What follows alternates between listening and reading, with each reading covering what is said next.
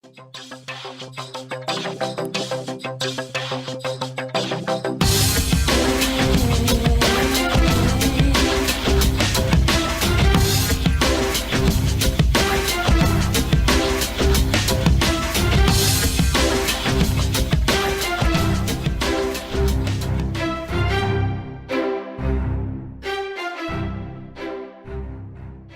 everyone. Welcome to the CareerMetis Podcast. This is your host, Nisar Ahmed.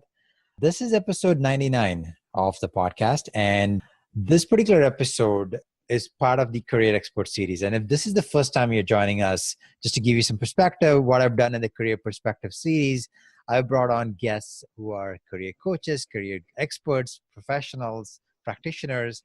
And what they do is they share their ideas, their expert advice on what are some of the things today's job seeker can do to stand out and get and secure that job offer.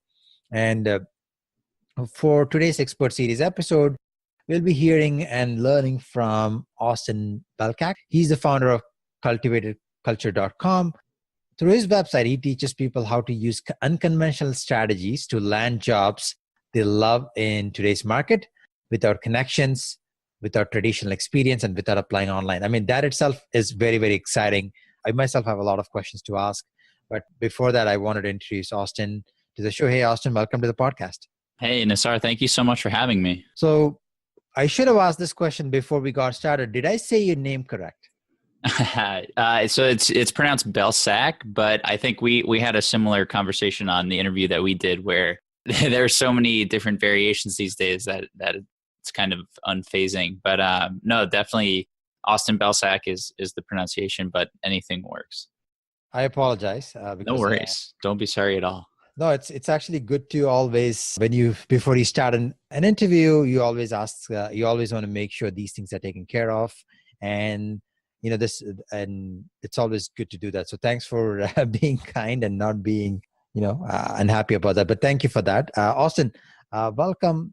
Before we get started, I have a lot of questions to ask you based on what I read on your website, based on the conversations we had. Mm-hmm. But where are you calling from? That's the first question I always ask my guests. Definitely. So I'm in New York City, the Big Apple. Now, New York is a city that does not need an introduction. No matter where you're listening to the show, you probably know something or a lot of things about New York. Austin, maybe you can help us out. Is there something that you'd like to share with us, like a fun fact about New York that, unless someone lives there, would not know? Definitely. I think you hear a lot about New York water from people who don't live in the city. And I thought it was kind of like, I thought it was kind of made up a little bit of BS that, New York's water would be vastly different or better than anywhere else. But once you move here, it's really true. And it's funny, we were on a food tour, my fiance and my family and I, a couple of weeks ago, and they actually told us that the water for the city comes from a place in the Catskills, and they actually have like a private security force that completely locks down the whole area. So basically, New York's water has its own little private army guarding it, but it truly is the reason, the bagels and the pizza and all that are pretty amazing here. So I thought that was a fun little tidbit that I learned recently. After having lived in the city for 4 years, I feel like I learned something new every day. That's fantastic. And that's the reason I asked this question, because anyone living in a particular city will be able to tell you something interesting than you picking up a travel guide or watching it online. So, but it's interesting. My previous guest from the last episode was also from New York. They told me something new, and this is amazing as well. So without further ado, I want to get into the topic and the whole concept of unconventional job strategies. Why did you name your company or your brand as Cultivated Culture? I'm curious. Yeah, that's a great question. And there isn't a truly amazing or cool or quirky story behind it. To be honest, it kind of stemmed from something that you and I talked about in the episode we recorded for my site, which was just getting started when it comes to personal branding. So I had been working full-time for a while. I just landed a job at Microsoft when I decided to start Cultivated Culture. And I knew that I wanted to start something, and I had this whole article in mind. That was the medium that I was going to kind of start my new side hustle with, was writing and blogging and all that. and I had this post idea in mind. I really just wanted to get started writing it, and I couldn't think of a name for my site. So I sat there with my fiance and we wrote down all these names, and I didn't want it to be just about careers, because I do eventually want to expand into helping people start their businesses online, or maybe a few other avenues as well. So I was looking at a bunch of different names, and I couldn't find any with the domain name available. I don't know if you ran into this when you were naming CareerMetis, or if anybody listening has run into this, but it's kind of hard because you not only have to come up with a cool name, but then the domain has to be available for a reasonable price. And so I eventually, one day I got so frustrated that I just looked through the list and I picked the one that sounded coolest to me. And that was Cultivated Culture. So I bought the domain, I set up the website, and haven't looked back since. That's amazing. The reason I chuckle when you say that is I've had the same battle. I would have loved to call it careeradvice.com. Of course, it's not available. Mm-hmm. And what I also like about what he just said is we both are very similar. I have a full-time career as well, yourself as well. Both of us run our businesses part-time. And there is something about having a side hustle and how much of an impact it has on your full-time career. You mentioned something during an interview that you were able to, you mentioned something and I want to clarify this. How has your side hustle helped you in your full-time career? That's a great question. So for me, I would say that my career is actually based off of my side hustles in the past, plural. So I've had a side hustle basically since I entered the professional world, and that sort of stemmed from my background and my career trajectory. So to really fully understand that and answer the question, I think we kind of have to go back to the beginning. And in this case, that kind of starts in college. And I went to Wake Forest University down in North Carolina. I was studying biology. When I first got there, I hoped to, I had plans to be a doctor, I think as everybody does at some point in their life. Yeah. And I showed up on campus first semester. I was introduced to this thing called Greek life, with all the parties and the booze and all that good stuff. And I went to a boarding school where we didn't have a lot of that. And so I failed chemistry my first semester. I failed French shortly thereafter. And that was not the best start to the future Dr. Austin Belcak's medical career. So I had to pivot out of there a little bit. And long story short, I sort of chose to have more fun in college than focus on the academic side of things. And so when I graduated, I did graduate on time, which was somewhat of a miracle, but I had a 2.5 GPA, which is incredibly low. I had my biology degree, and I had a job in medicine that was kind of handed to me.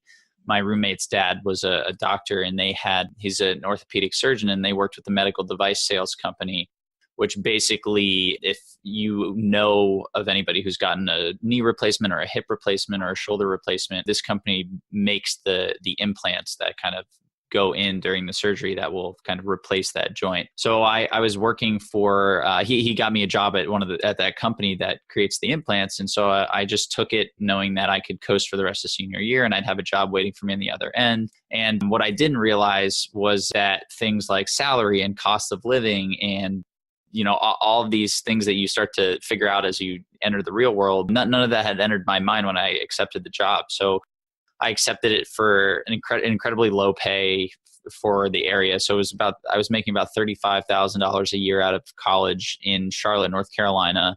And because of that, I could barely make ends meet. So I racked up about a little over $10,000 of credit card debt in the first couple of months out of school. And on top of that, I hated my job. So if you've ever known somebody who's had a surgical procedure done, it's typically done early in the morning, and they like to knock them out. And the OR is open usually around 6:30 in the morning.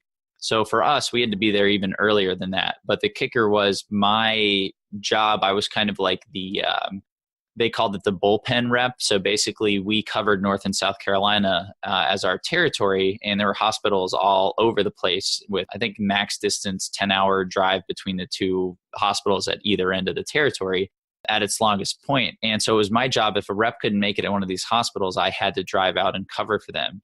And so that meant I was waking up sometimes at 3:30 in the morning and driving 2 hours to get to a hospital by 5:30 in order to be there by the time surgery started at 6. So I was doing that about 6 days a week because Sundays I would leave just so I didn't have to wake up crazy early on Monday morning. And so I would only have a 1.5 day weekend basically. And on top of that, my boss treated me terribly. So he would always tell me that I would never amount to anything in the space, and I just wasn't cut out for it, and I wasn't good enough. And if I was on time, I was late, and if I was early, then why wasn't I spending that time in between doing work? And literally nothing that I did was correct. So I realized I had to get out of there, and so I started applying to jobs. I basically did what any of us do when we decide we need to make a career change. I just started applying for jobs online. And I followed the advice that my parents gave me and my guidance counselors gave me from Wake Forest and my friends. And, I put in a bunch of applications, and the idea was if you throw enough mud up against the wall, something's going to stick.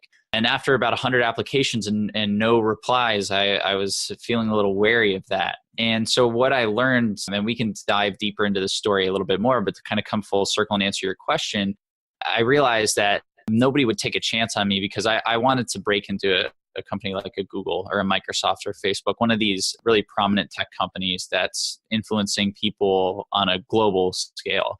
And I didn't have any experience in sales or marketing or technology at all. And so in order to get that experience, I actually ended up teaching myself digital marketing. So I took some courses online, and then I got some certifications, and then I leveraged those certifications to book some clients. So I went out and I pitched businesses. It was a very, very niche market in real estate.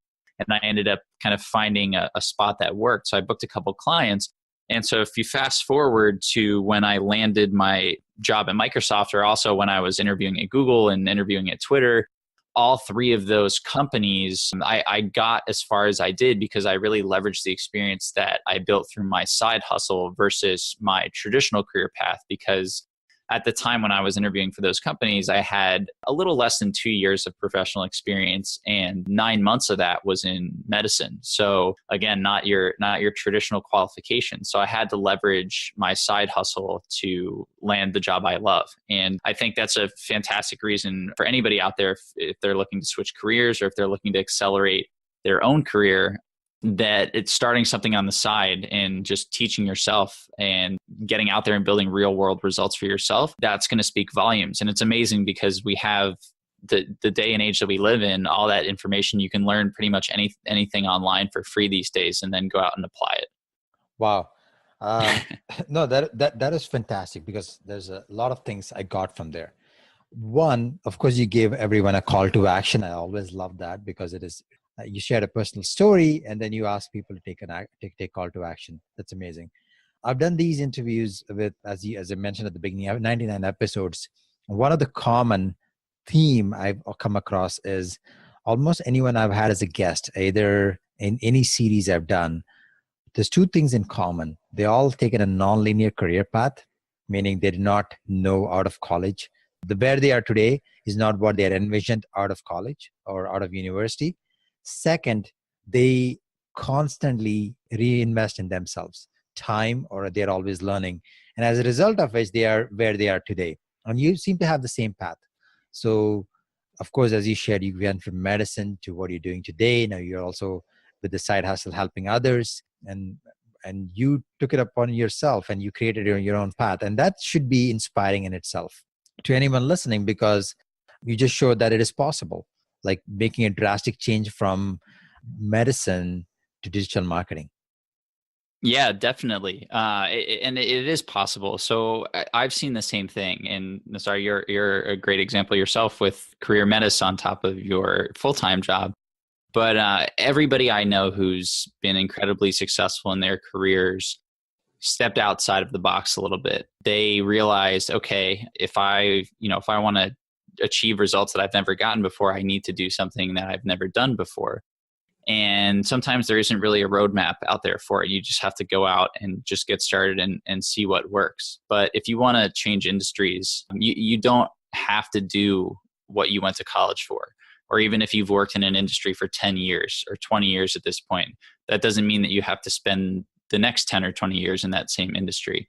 There's so many options out there today. And every day I feel like it's always crazy to me. I mean, I don't know if you get this too at CareerMetis, but with the thousands of people that come through my community and talk to me about the jobs that they're looking for, the jobs that they have, it never ceases to amaze me how there's sort of a job for everything, and jobs that, I've never ever heard of before, but sound incredibly cool. And so if you're not happy with your career right now and you want to do something else, I'd really challenge you to think about what it is you want to do, what you're interested in. And it doesn't necessarily have to fit into this, clean bucket of sales or marketing or business development or software development or any of that. Just think of, what would be the coolest thing that I could do? What would I love to be doing? And then go out there and look, because I think you'd be surprised. There are already people out there who are doing it, who are getting paid well to do it. And they're kind of living the dream that you hope to live. And as soon as you find those people, that's step one in the path, right? Then you can reach out to them and say, hey, how did you do this? I know that there isn't a linear path to this. I know that you can't get a college degree in, creating blockchain technology in the cryptocurrency space. Or I know that you can't just go to graduate school for X, Y, or Z. So how did you make this happen? What skills did you leverage? What courses did you take? Who did you talk to? What mistakes did you make that I should avoid? And you can gain all this knowledge. And then also those people are in the best position to refer you into a job opening for what you're looking for, because they're on a team that's already doing it. So I think to everybody out there, just because you don't have to be satisfied with just a cookie cutter job or whatever job you're in, just because it's what you went to school for, it's what your parents told you to do, or because you make a lot of money and you can afford the BMW or the nice house and that's what society tells you is right. I think I've seen time and time again with highly successful people, if they're willing to kind of start from scratch and be a student again and really be ready to learn and put in the work, that they can successfully transition into something new that they want to do. But not only that, be highly successful at it. So actually get paid well to do it. And they're so much happier because now they're doing something that they actually love, rather than something that they've just been told to do or felt like they were expected to do because of the way that the job market is structured and our current society kind of talks about jobs and careers and things of that nature. That's amazing, because you also shared another great advice here. Find people outside your circle who are already doing successfully what you're doing. All you need to do, and you can reach out to them, and then you can gain the steps they took and learn about what they took, and you can do the same thing. So far, Austin, we have covered, like, for example, why someone needs to reach out to someone outside in a particular industry, why a side hustle is important, and what are some of the steps they can take, what the idea of unconventional job search looks like. But now I want to switch gears a little bit and ask you about the how, some actionable insights, because on your website, you say you teach others unconventional strategies to land jobs they love without connections, without traditional experience, without applying online. Would you mind sharing some steps or some ideas?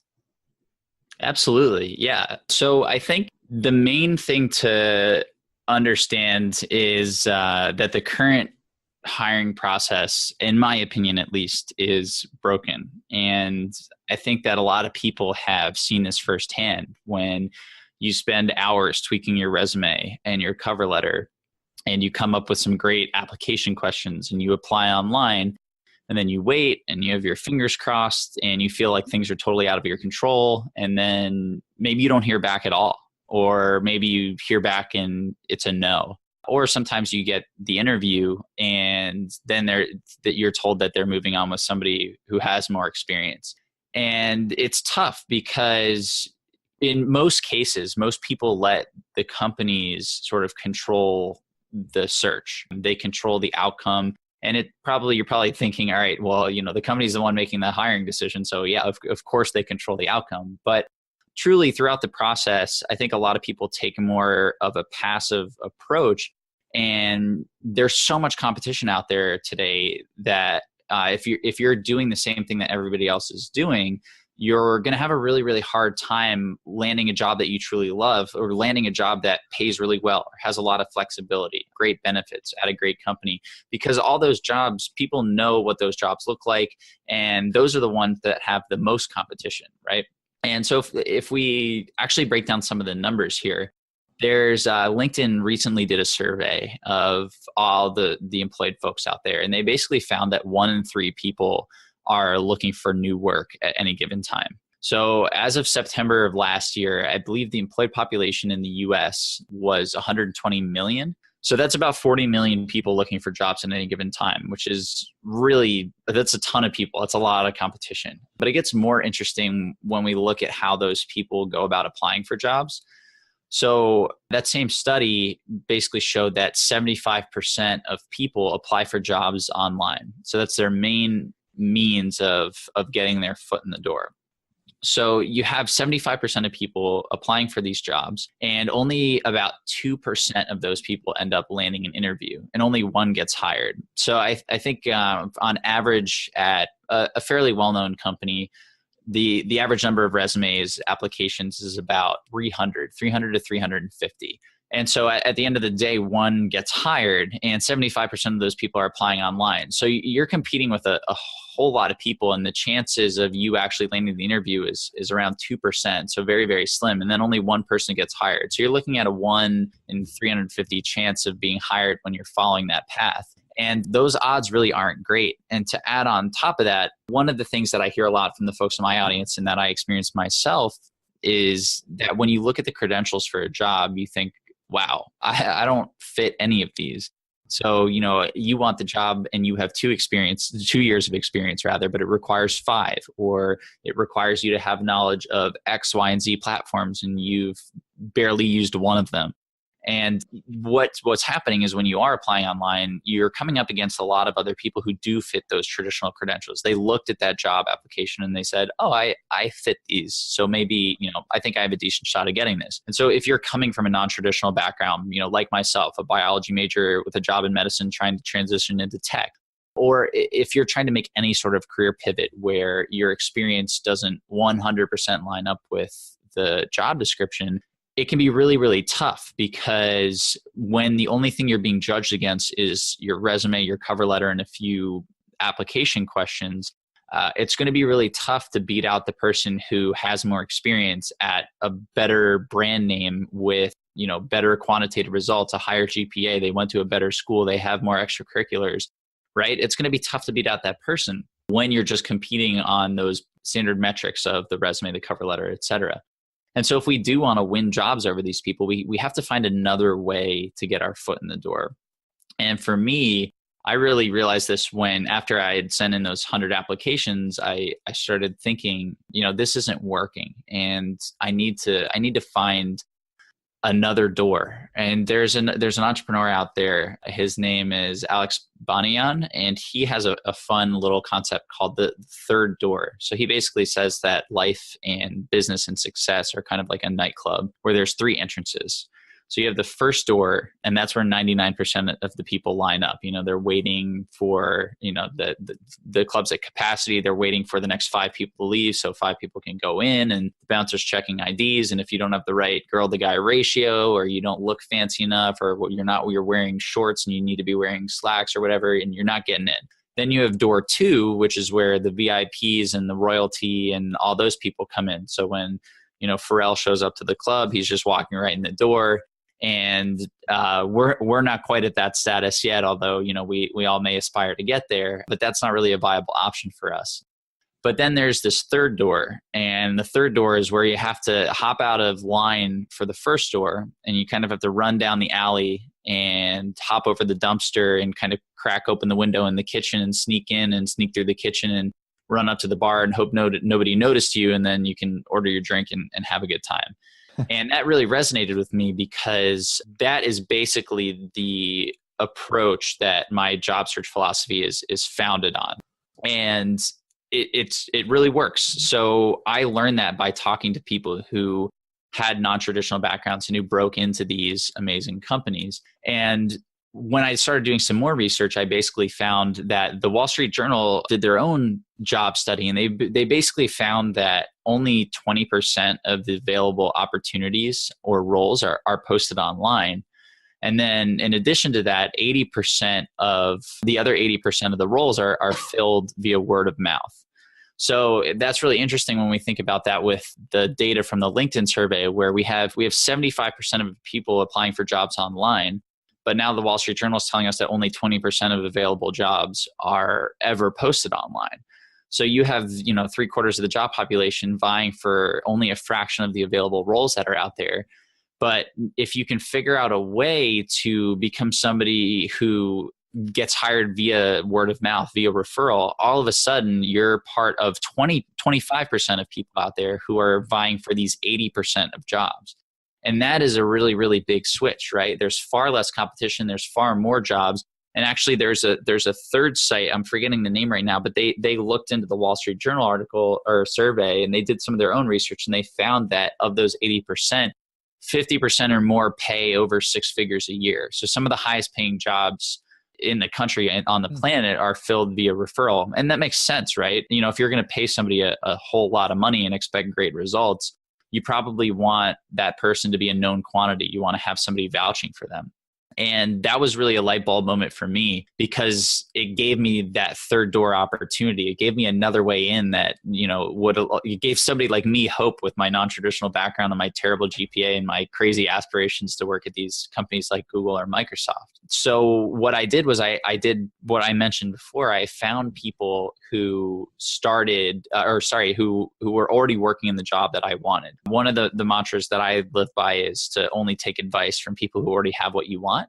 And so when we think about careers and stuff, a lot of us go to our parents or our friends or guidance counselors or career blogs for advice. And you have to be very careful, because while my friends and my parents are, and the guidance counselors and the career gurus are all successful in their own right, not many of them made the transition that I wanted to make. Not many of them graduated with a bad GPA and a science degree and were trying to break into Google. My mom was in finance for her whole life, and my friends, a lot of them went into finance, and my dad was an entrepreneur, and they were all very successful, but the advice that they had wasn't very relevant to the situation that I was in.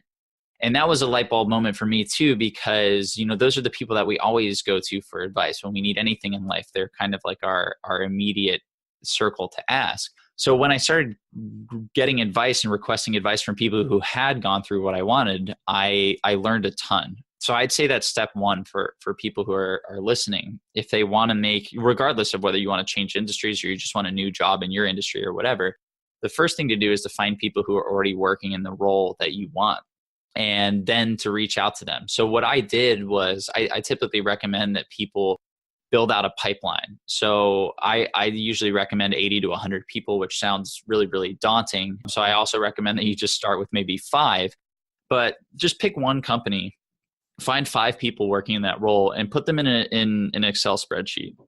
And then have a couple columns that have their email address.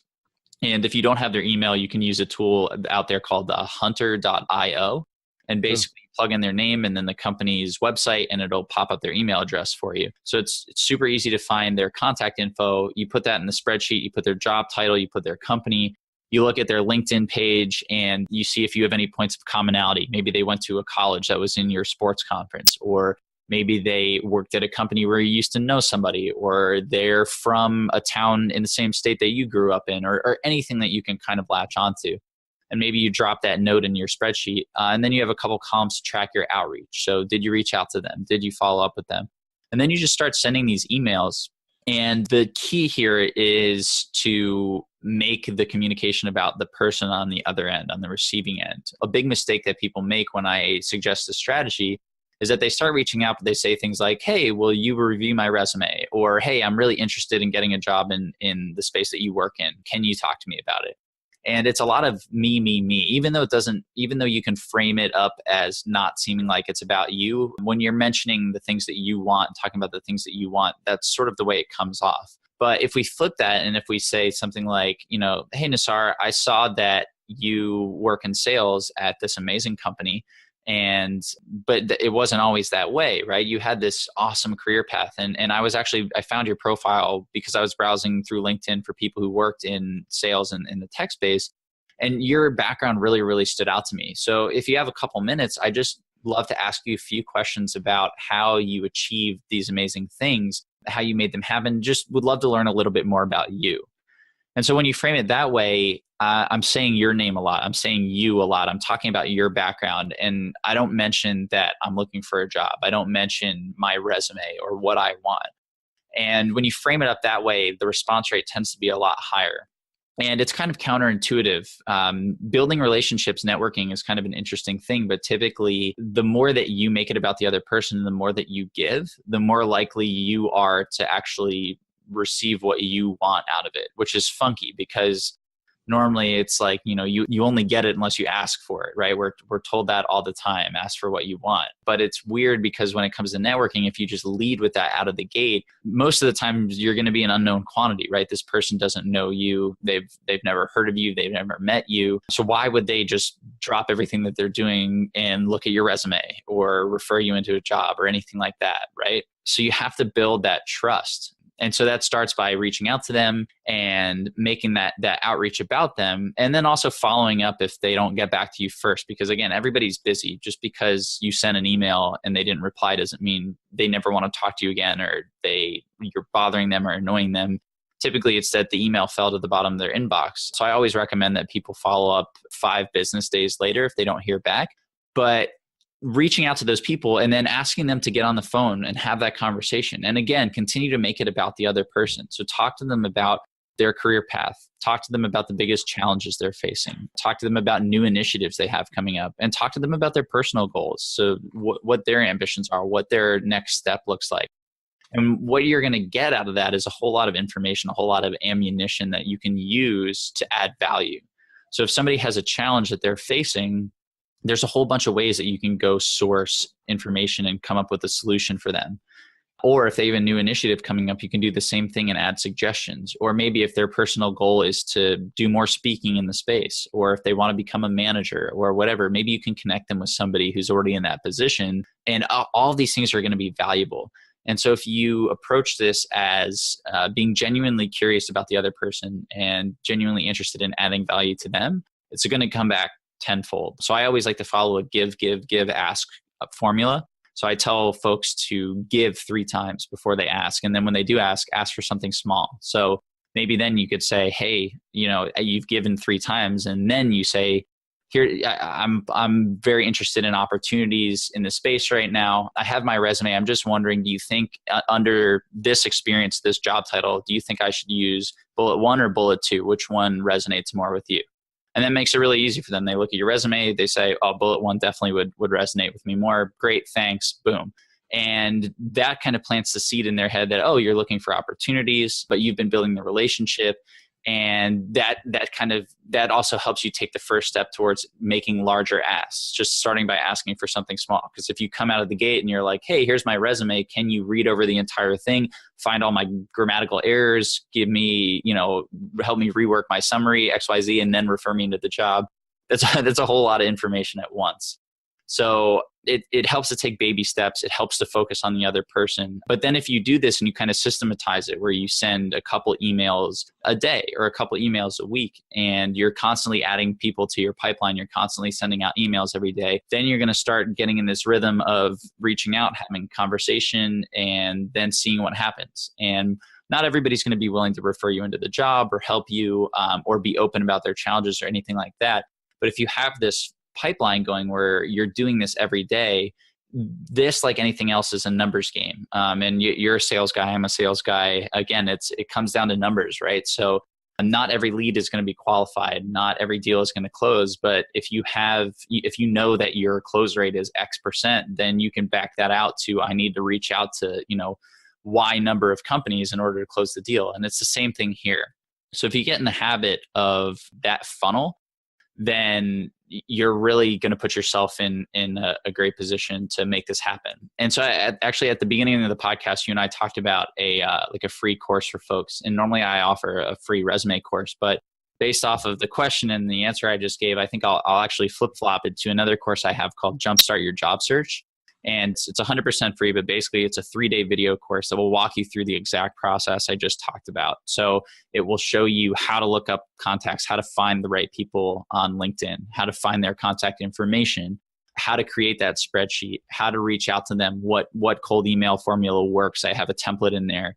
and then how to systematize it. So how to get used to doing it every day. And it's 100% free. All you have to do is go to cultivatedculture.com/CareerMetis, and you can get your free access. But yeah, that right there is basically at a very, very high level, the beginnings of the job strategy, the approach that I take with anybody that comes through my community. Well, Austin, first of all, thanks for being so generous for sharing it with the community. That's awesome. I'll make sure to put that in the show notes when this episode goes live. But I also wanted to say that was not high level. That was very in depth. And I appreciate you being frank and open and candidly sharing everything. You provided us with a framework, and it's fantastic. So thanks for doing that. Of course. Yeah. Happy to do it. And I was taking notes as I was feverishly taking notes as you were saying all this. There's so many great ideas, but I always love when my guests give actionable step-by-step advice, because someone listening to this, then there is no excuse after that, right? Mm-hmm. Then they just need to apply. So to tie this all together, so you gave us the how now. I was wondering if you would be open to sharing a story and an example, maybe like a case study. You already shared your example of how you did it for yourself, but is there anyone that in your circle or your clients, you don't have to mention the name or even what they did, but I'm just curious because that always helps to drive the point away. Yeah, absolutely. And I'm really glad you asked that, because it definitely does help to have some concrete examples, because when we're talking about this, the part two of what I just mentioned is crafting what I like to call a value validation project. And so basically, you have these conversations with people. Hopefully you're having conversations with multiple people in the role at the same company so that you can get different perspectives on the same role. And you're going to take all that information and then you're going to go back and think, okay, how can I create something that adds value to these people? So this deliverable is going to be a way to package that up and basically prove out your value. And the idea here is, because when we think about why companies hire, they basically want somebody to come in who will bring them the most return for their investment. So their investment is the salary that they pay, the benefits they give the employee, and the return is how that employee impacts their bottom line. And so right now, companies feel, for whatever reason, that this online application process and the resume and the cover letter and all that and the interview is the best way to tease out those people. But in reality, if it really came down to it, the best way to identify the best candidate, or as you like to put it, the only candidate, would be to have everybody just do the job, right? And then you could see, everybody did the job. Here's the best person. Here's who performed the best. But that's not really scalable, right? When you have 300 applicants, you can't bring 300 people in and have them go through this trial run and all that. And that actually works to our advantage here, because if you actually do go out and do the job on your own and then come back and present the results, that is going to separate you from everybody else who's applying online, regardless of what credentials they have, what their background looks like. And what that's also going to do is it's going to help suppress any doubts that people had about your background. So, for me, I mentioned I'm coming from the medical background and I want to break into tech, and everybody told me you don't have any experience in digital. And so when I went out and I got those results with my marketing firm, then I could say, well, I don't have any traditional experience in digital, but here's what I did. I went out, I taught myself, I pitched all these companies myself, I performed the services myself. Here are the results I got, X, Y, and Z. And that was all me. So I created my own experience here. And companies love that. So to give some other examples of some value validation projects students have used that worked, we'll start with one that I really like. There was a girl in the Cultivated Culture community. Her name was Cam, and she was a student at a university here in the US. She wanted to work for Airbnb. And she'd applied online, hadn't heard back. She'd actually done the cold outreach, what we just talked about, and she hadn't heard back. But she wasn't going to let that stop her, right? She really, really wanted to work at Airbnb. And so what she did was she went to social media and she kind of poured through all the comments about Airbnb. And she tried to identify pain points. And what she was able to find was that there were two that really stuck out. So the first was Airbnb doesn't have a keyword filter in their search. So essentially, if I'm looking to go to, let's call it, Whistler up in Canada to go skiing, and I want to rent an Airbnb, but I want to make sure that it has a fireplace. I can't just type in fireplace into the keyword filter and then the Airbnb won't serve up the only results that have fireplaces. I basically need to go through all the listings and then look under the amenities and see if it has a fireplace. And that's not a great user experience. So people were very frustrated by that. And then the second piece was their customer service team. So their customer service team was incredibly hard to get a hold of. And so what Cam did, she took screenshots of all of these different complaints and she built a deck out. And so she shared the screenshots in the deck. She said, here are your two problems. And then she was a designer, and that was kind of her passion. And that's what she was studying in school. So she mocked up a new version of the Airbnb platform, and she included the keyword search. And then she also suggested that they add a live chat function so people could easily reach the customer service center, but it was a little bit more automated, and these people wouldn't be frustrated anymore, but it wouldn't be hugely taxing on Airbnb. So she put all that information into a deck, and then she followed up with all the contacts that she had reached out to initially.